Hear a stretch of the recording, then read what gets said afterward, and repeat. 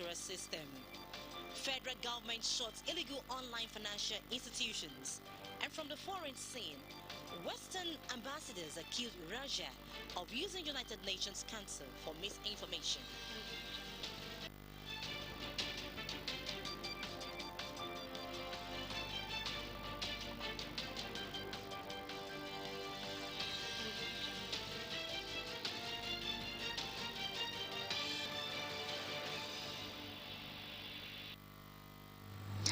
Hello and welcome to the news at 7. I am Oyewumi Ayinigbara. The Ikara community in Osrc government area of Ondo knew no bound as they witnessed the first township road construction in the community. Agrarian community showed that the contractor handling the 1.7-kilometer Ikara township road has commenced asphalt overlay of the road. The Commissioner for Infrastructure, Lands and Housing, Mr. Rahim Aminu, who led officials of an inspection of the road, lauded the contractors for a quality job. Government House correspondent Wahab Bankole reports that residents for residents of Ikaro community in Osrc local government area of Ondo State as they witnessed the first township road to be asphalted in the history of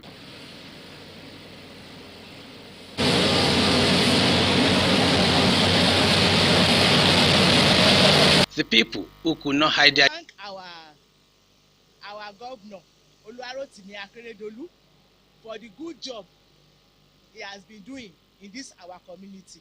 We thank him very much and we pray that God will keep him for us. This road was not motorable before. I was once working in that center. I could not take my car place, but now I'm happy that the road is motorable. We have all costs to thank the amendment in Ondo State. Government has not been doing such a big project in our community. We appreciate him.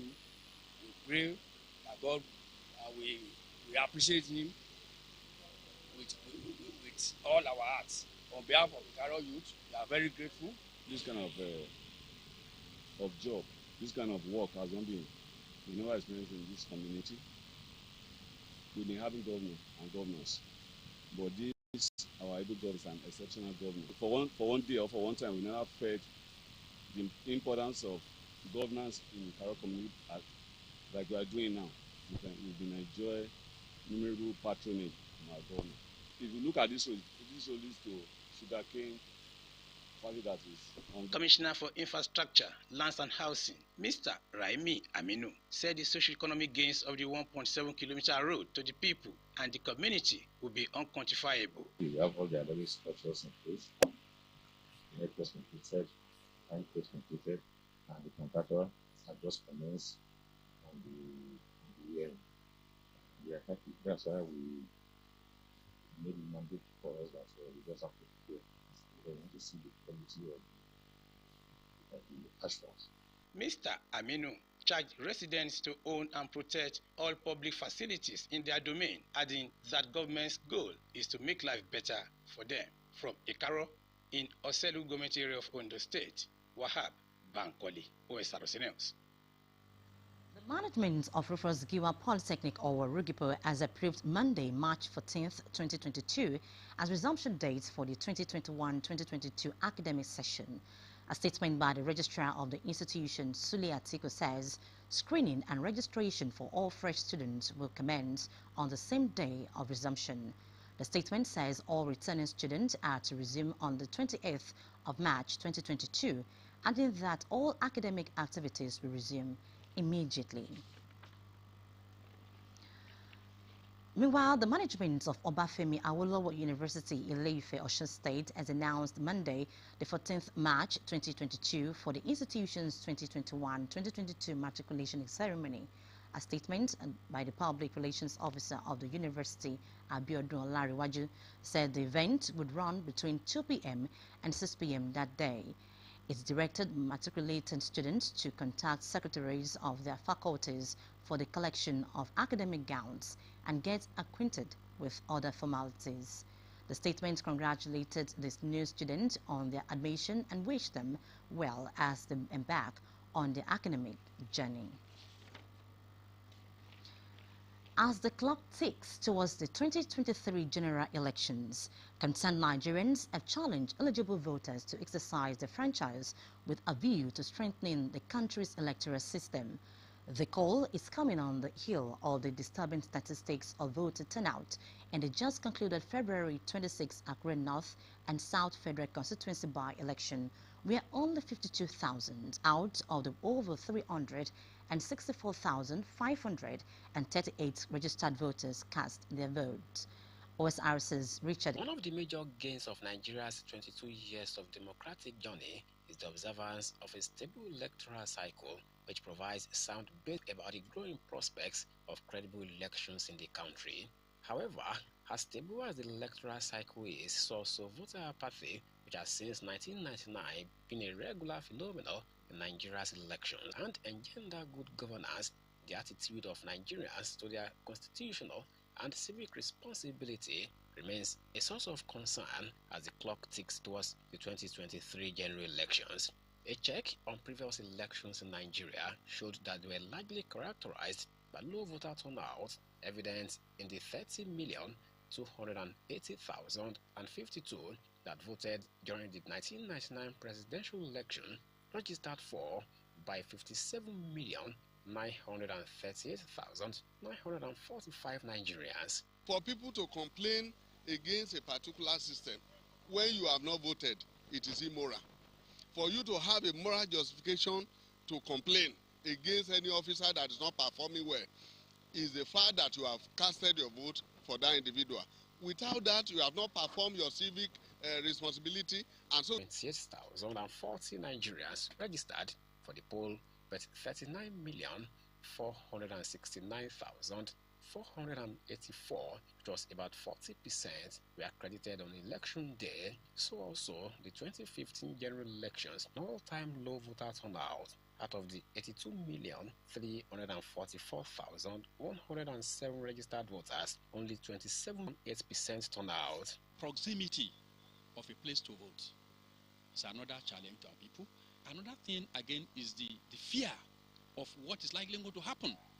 That maybe there's going to be war, there's going to be trouble, there's going to be fight over there. So that has been the reason why some of our people don't come out to vote. I want to encourage us that it is always a time, anytime it is a time to vote, it's always a time, to choose who represent us. And I should be able to decide, you should be able to decide. We don't allow few segment of people to decide for us. Chain on those states, the February 26 Accra North and South Federal Constituency by-election was a reflection of the voter apathy in the country, where 52,000, translating to 14.4%, voted in an election of over 364,000 registered voters. Incidentally, in the last election, we saw that what people voted is what was read out to the people. So people thinking in their various homes, sitting down at home, and political class must see the process as very much important than even their ambition. They must engage seriously in voter education.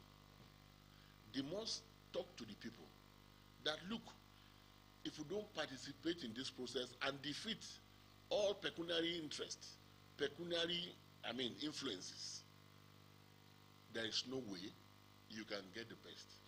The 2023 general elections are a few months away, and large turnout of eligible citizens will directly influence the outcome of the elections, which will in turn translate to the desired democracy Nigerians crave for. Richard Lesoni, Osrc News. You're still watching Osrc News at 7. We go on a quick commercial break. When we return, we'll bring you more.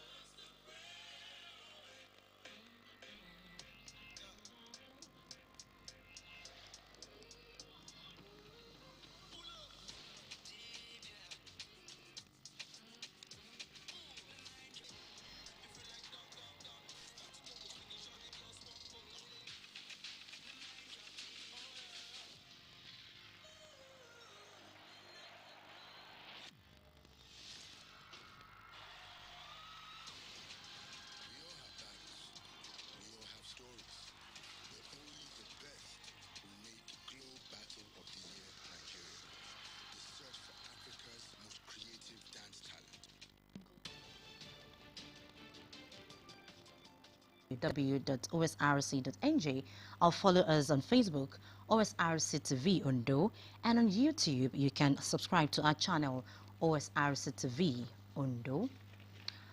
The National Biotechnology Development Agency has identified 3 repurposed drugs suitable for mitigating the spread and effect of Lassa fever in Nigeria. The Director General Nabda Abdullahi Mustafa said the repurposed drugs had been certified by the Food and Drug Administration and would still be subjected to the Federal Ministry of Health and other relevant stakeholders for approval. According to him, the drug will be submitted to the Federal Ministry of Health and stakeholders to see how it is going to be tried. And still on health, the National Primary Healthcare Development Agency, NPHCDA, says over 28.6 million people across the country have so far taken at least a dose of the 4 brands of COVID-19 vaccine. These include those who have taken just the first, second, as well as booster shots of these vaccines. A breakdown of the figure shows that 18,967,514 of the total eligible persons targeted for COVID-19 vaccination have been partially vaccinated, while 9,647,514 others were fully vaccinated. Rating how well the exercise has done in the states, the agency said Nasarawa performed best, having administered vaccines to more than half of the targeted population. While 78% of the targeted population in the state has taken the first jab, 50% has been fully vaccinated as of March 11. Meanwhile, the U.S. Agency for International Development, USAID, has announced an additional $10.6 million in development assistance to continue support for the goals outlined in a 2021 bilateral agreement between the U.S. and Nigerian government. USAID, in a statement, said that most of the new funding will boost COVID-19 vaccination efforts to reach a target of 600,000 people a day. According to the statement, the funds will also support integrating COVID-19 vaccinations into routine immunization and primary health care system, state-level data collection and analytic health worker training, and expansion of vaccination access points at the community level. USAID Mission Director Ann Peterson said the new funds will deepen support for all levels of government to meet their vaccination targets. This funding increases the total U.S. assistance to the Nigerian people to $179 million under 5-year, $2.1 billion development objective assistance agreement signed between USAID and the Ministry of Finance, Budget and National Planning, as affirmed by U.S. Secretary of State Anthony J. Blinken during his visit to Nigeria in November 2021. And now, the 2022 International Women's Day celebration has come and gone, but the message of the annual commemoration continues to resonate in society. This year's occasion focused on achieving gender parity. However, it also provided a unique opportunity for gender advocates to spotlight the inclusion of women in decision-making process as a formidable solution to stamping out societal voices. OSRC's Omorion Lahungbeji in this report feels the pause of some concerned stakeholders in Akure, as presented from our studios. Nigeria, like every other nation of the world, is contending with moral decadence and ebbs leadership, among other ills, with far-reaching effects on national development. And as the issues continue to take toll on all aspects of the country's fabrics, one solution that concerns Nigerians, especially gender advocates, are putting forward is the inclusion of more women on the decision-making table. Women, according to them, should be given the platform to use their leadership and managerial potentials in tackling some of the identified vices bedeviling society. If opportunity can be given to the women to prove themselves, I think it will be right. Because women are women are also human beings. Because there are knowledgeable women out there. Because most of the time people say that what a man can do, a woman can do it more better. So I think they should be given chance to prove themselves. A retired civil servant, Mrs. Bolanle Akurisola, believes having more women in the driver's seat will go a long way in addressing the many societal challenges. If you give a woman chance, it will not allow for societal vices. Because women they know their children, they know the society, they live in the society, they know what is going on. And they relate with their children and know how far, the intents of their hearts. They discuss with their children, they know what is happening. But if you don't, look at what is happening now in Nigeria. Shebi men have been ruling. But give the women chance. This nation will get better by the day. For the Special Advisor to Governor Akeredolu on Gender, Olamide Falana, women have the capacity and the ability to run the affairs of society like their male counterparts. So we need to have more women as co-pilots in the driving seat of our economy, of our development, of our politics, of our leadership, of our governance, because women also, mind you, have all it takes. They have the energy, they have the passion, they have the brilliance. And we see so many women doing well in other spheres of life. Talk about career positions, talk about, so many even highly technical career positions. Women are the mother. Mr. Pius Adeni believes women are better leaders if given the conducive platform to deploy their managerial talents. All over the world, from the Beijing Declaration, it has been approved that 35% of women should be included in governance. The whole nation came together and made that declaration, which Nigeria consented into and gave their assent. And the question is that, can everybody that formed the United Nations that ratified that agenda be wrong? That's the question. So they are not wrong, they are right. And if women are well included up to that percentage, automatically there will be socio-economic and global peace.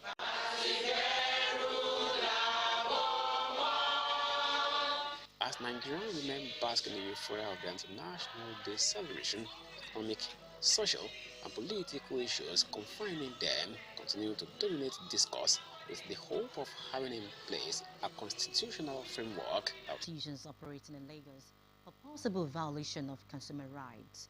The company's shots include Go Cash, O-Cash, Easy Credit, Cash Cash, Speedy Choice, and Easy Money. The Federal Competition Consumer Protection Commission and a joint operation with the Independent Corrupt Practices and other related offences institutions. The Chief Executive Officer, FCCPC, Babatunde Erukera, explained that customers had accused the financial institutions of violating their privacy in their debt recovery drive 20.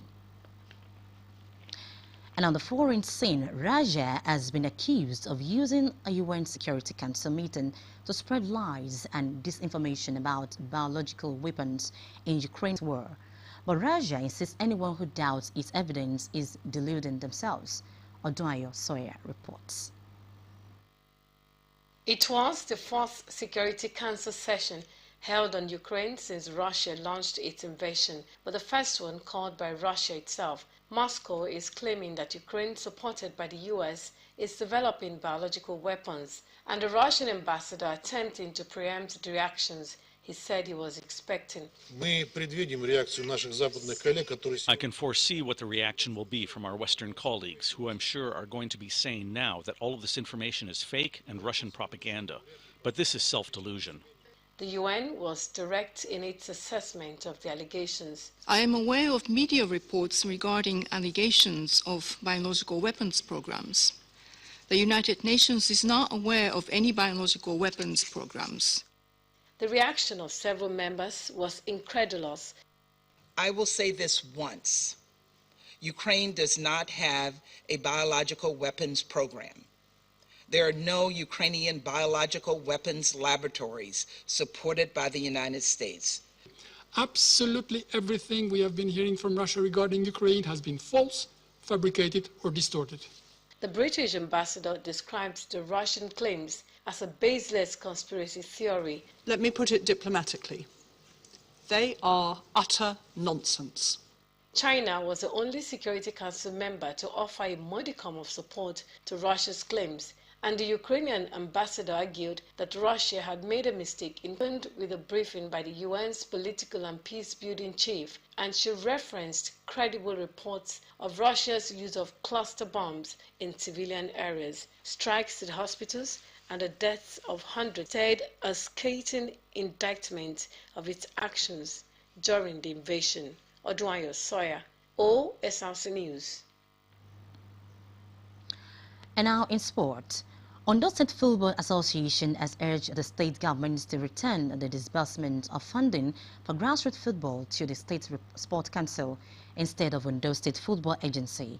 Chairman of the association, Otumba Dele Ajayi, who stated this at the 20th Annual General Assembly AGM Ondo State Football Agency. A man, Abiodun Adewale, has more on the story. 1 year since its inauguration into the board and helm of local football councils, the Ondo State Football Association is meeting under a roof to take stock and broaden conversations on the development of football in the state. The gathering also had in attendance General Manager of the Ondo State Sports Council, representative of the State Football Agency, as well as Commissioner for Youth Development and Sports. We have the Coaches Association, we have the Referee Association, we have the sport writers. Top on the agenda was grassroots football development, which has taken a deeper setup in recent times, thanks to the efforts of the various local football councils. The board, however, believes more will still be achieved with adequate funding by the government. We will keep on working on it so that we will have our own budget, and that budget will be, our budget should be with the sport council, not with the agency. Therefore, we appeal to them to return the funding of football association through the sport council. Also, the law setting up the football agency specified that the football association should have our own representative on the board of the agency. I want us to work together. Let us try as much as possible to look inward on the areas where we can expand our relationship, as well as the relationship of the FA with the Sport Council and that of Osrc, so that we can collectively, as a people who have genuine passion and love for sport development, to move sport to the next level in these states. Representatives of other bodies affiliated with the Football Association also raised issues that needed urgent attention. Commissioner for Youth Development and Sports in the state, Bamidele Ologun, assured stakeholders of government's commitments to their cause and also hinted on efforts to renovate Ondo State Sports Complex in Akure. Here in Ondo State, a lot of talent abound. We just need to harness them. We need to look for them. And they are there already. They just need us to knock at their door. When they get this opportunity, they will fly. Also, in terms of other talents that we need to harness, I personally sent a memo to Mr. Governor that some other program we should rejuvenate them. After about 2 hours of deliberations, members of the Football Association rose with the task of preparing their localities for the upcoming Ondo State League and the Federation Cup. Abiodun Adewale, Osrc News. Still talking sports, Liverpool have closed the gap on Manchester City at the summit of the EPL table following a 2-0 win over Brighton and Hove Albion.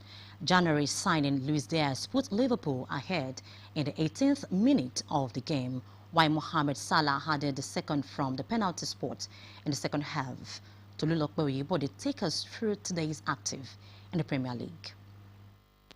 Liverpool suffered their fourth Premier League, where they met Brighton and had a chance to reignite their title challenge. 18 minutes into the game, the explosive Luis Diaz met Joel Matip's ball with a brave header, which gave Liverpool the lead, although the Colombian took a hit from the goalkeeper. The Reds reserved the rest for the second half, and Mohamed Salah converted from the penalty spot to double the advantage and take his season's tally to 20 goals. Although they were pressured by Brighton, Liverpool held their nerves to take the fairly comfortable win. And while at Old Trafford, Manchester United fans are hoping the Red Devils will put their misery behind as they host Antonio Conte's Tottenham Hotspur. United suffered a heavy defeat in the hands of neighbours Manchester City last week, dropping to number 5 on the table before tonight's clash. And it's not always the guys you think. You know, sometimes when the ship's sinking in football, you got to find a way to fight to keep it up and not jump ship.